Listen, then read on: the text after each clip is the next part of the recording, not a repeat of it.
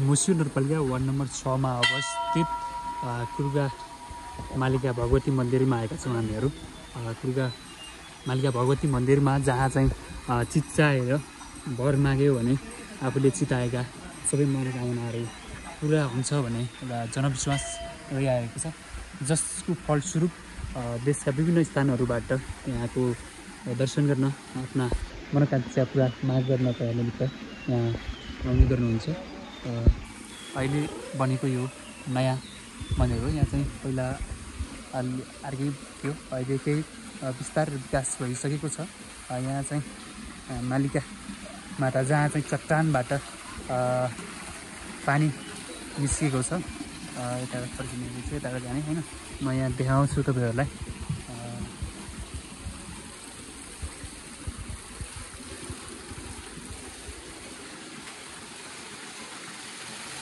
त्यसरी यहाँ चट्टानबाट यसरी निस्किएको छ, चट्टानभित्रबाट। अनि यहाँ देख्न सक्नुहुन्छ माछा,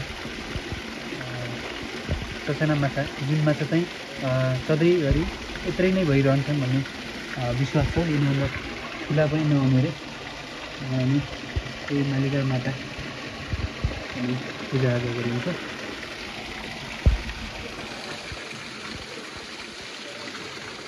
त्यति भएर हुने सबैलाई मालिका माताले आफ्नो मनोकांक्षा पुरा गर्न प्रशस्त आएको भएको छ।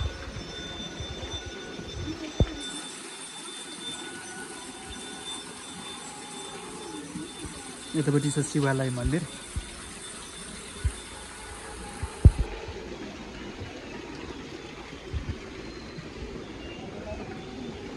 आयो हाम्रो पालो आयो।